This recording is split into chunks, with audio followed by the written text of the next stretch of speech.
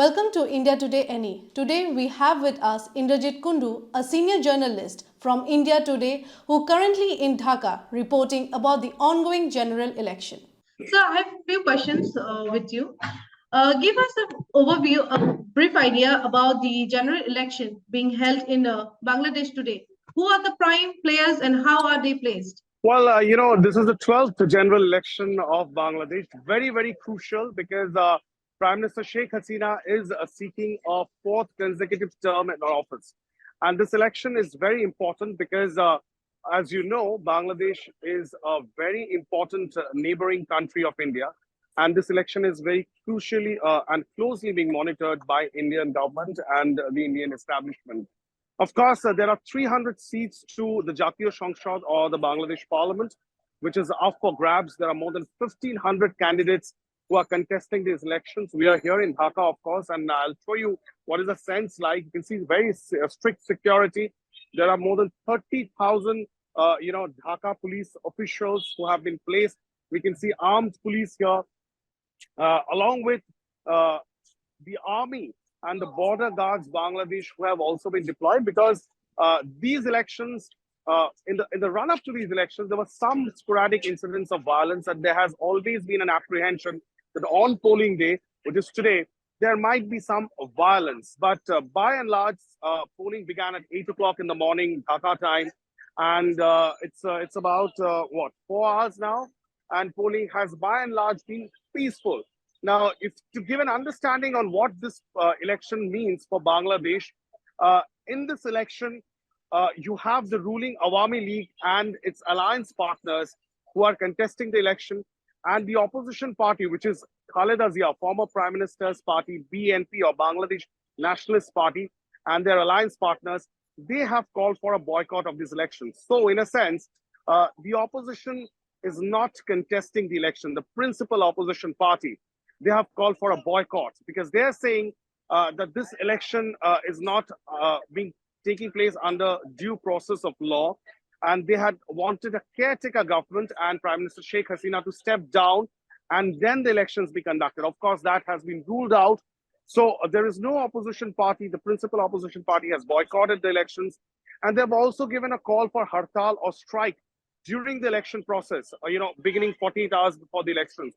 So what we are seeing outside Dhaka on the streets of Dhaka right now, if my camera person can come and show, there are a lot of people who are coming out to vote, defying the hartal call that had been given by the main opposition party, which is the BNP. In fact, what we do see, of course, here is that, the Bangladesh Home Minister, Asaduzzaman Khan, he is here and he is trying to see how the election is taking place right now and what is the kind of security preparedness that is there. You can see Bangladesh Home Minister Asaduzzaman Khan here speaking to officials who have been present here.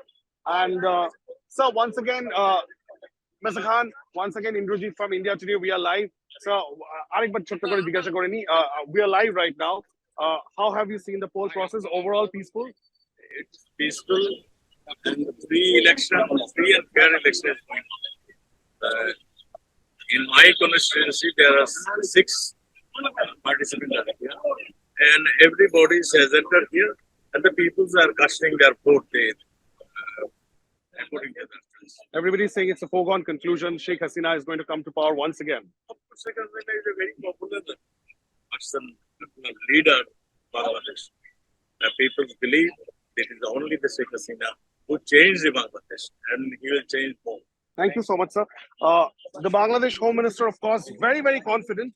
You speak to any minister in Bangladesh right now, from the ruling establishment, they, of course, are extremely confident that they will be winning this election. As I said, with no opposition in the fray, at least the principal opposition party not in the fray, it looks like as if once again, the Sheikh Hasina government would be in power, and Sheikh Hasina in all likelihood would be coming to power for a fourth consecutive time. There was concern about security. I'll once again like to show you. We are here at outside one of the polling centers, and to give you a sense, there are 300 seats, as I said, 300 seats up for grabs in the Jatiya সংসদ or the Bangladesh Parliament. And just like in the Indian elections, right outside the polling center, you will see this kind of kiosks. So there are kiosks that have been set up. This, of course, is an Awami League kiosk, I can see. And they are giving all these, all these forms to the voters, all these voting slips to the voters, so that they can take the voting slip and they can enter the polling station and, cast their vote. Since morning, large number of people have come out to vote and defied the hartal or the strike call that has been given by BNP. So that's very, very crucial. I'll ask Kanchan to come forward. The apprehension was that because a strike call has been given, a lot of people may not come outside to vote because they themselves will be concerned about the security situation. However, as time progresses, as the day progresses, we can see a lot of people coming out to vote, and we haven't heard of too many untoward incidents or incidents of violence coming in from across Bangladesh. Of course, there have been reports last night of setting polling stations on fire. At least a dozen polling stations have been set on fire. So that have been the apprehension. But in order to thwart any law and order situation, the administration has put in place the army, the border guards, Bangladesh, and as far as Dhaka is concerned, there are more than 30,000 Dhaka Metropolitan Police officials who are out on manning the streets in order to ensure that the entire poll process is violence-free. Back to you. Sir, I have another question. How different is Bangladesh poll process from that of India? Well, indeed, there are some similarities between how polling is conducted in India, and there are also a lot many differences. I showed you a similarity. You have these kind of kiosks being set up by various political parties to give the polling slip. So this is something that we see in India as well. However, the main principal difference, of course, is that in Bangladesh, polling takes place on ballot. In India, of course, you have the electronic voting machine. And the crucial difference, of course, is that polling will take place from 8 to 4. And soon after the polling process gets over, the counting process begins. And by tomorrow, you will get the results. That's something which is very different from how elections are these days conducted in India, because elections are generally conducted in various phases, several phases in India. And then after a gap of about 1 or 2 days, the results are counted. The EVM machines are first kept in a safe room, and then they are brought to the counting centers, they're counted, and the results are announced. So in that sense, there is a major difference, because today, after the polling is over, immediately counting of votes will begin in Bangladesh.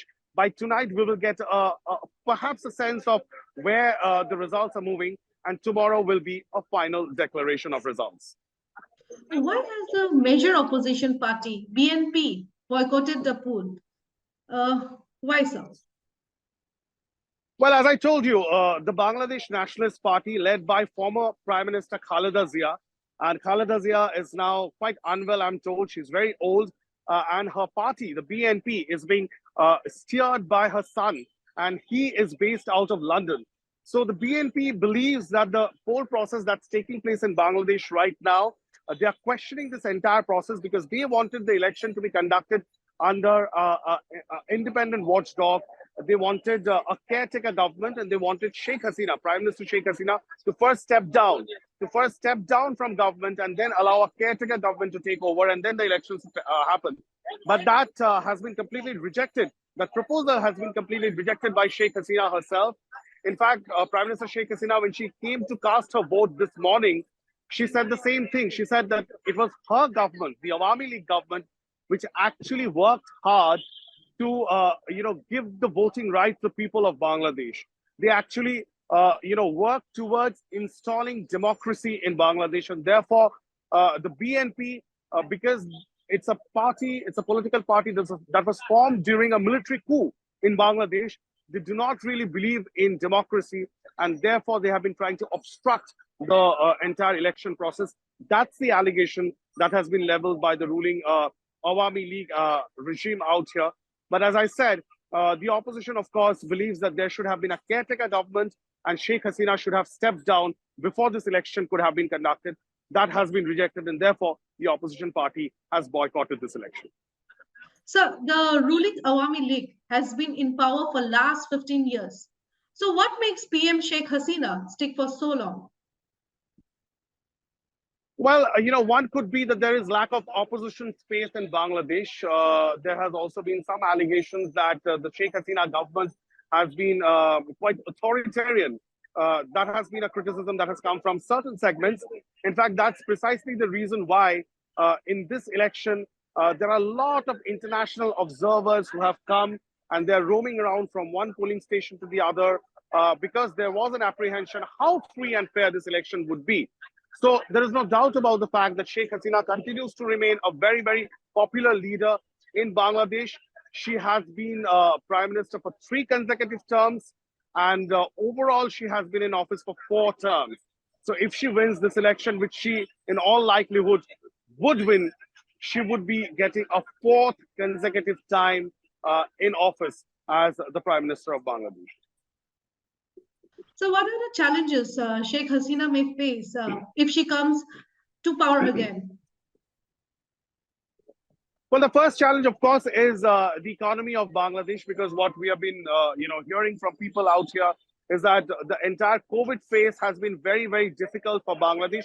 Remember, in South Asia, Bangladesh is a booming economy. However, just like COVID has had its impact on all countries, even in India, it has had a very grim impact on the economy of Bangladesh. So resurrecting and putting the economy on track would be the biggest challenge.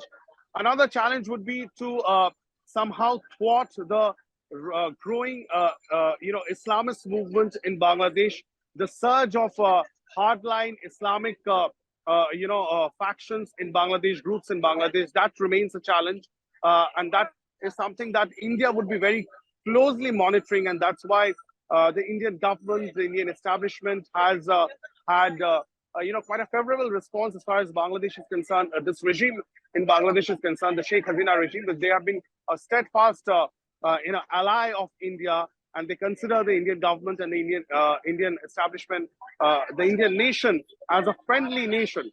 So therefore, to keep a stable Bangladesh, a Bangladesh which is free from the Islamic hardline movements, and also to ensure that its economy continues to boom. These would be some of the challenges. And of course, the overall challenge would be poverty alleviation. Bangladesh as a country is generally a very poverty-stricken country. On one hand, you would see extremely rich, the gap between the extremely rich, and which is a minuscule section of the population, and those who are extremely poor, is quite a large gap. And it's something of a big challenge for any government to fill. Western powers have expressed doubts over the election process in Bangladesh. What have you seen in the ground? What have you seen on the ground? Well, as I said, there are a lot of Western governments and Western organizations which have questioned this election, saying that how is it free and fair, because the opposition parties are not taking part. And also, there are a lot of monitoring agencies, independent agencies, Western organizations, Western government representatives who are here in Dhaka right now, trying to oversee the poll process and see that there are adequate checks and balances, and there are no allegations of widespread election fraud. So, countries like the US, which is a major player as far as geopolitics in the region is concerned, they have, in a sense, had some doubts about how free and fair this election could be. And therefore, a lot of, hundreds of election monitoring agencies have been brought in by the Bangladesh Election Commission to monitor the elections closely. They're roaming around from various polling stations to see that the election is running smoothly and in a free and fair manner.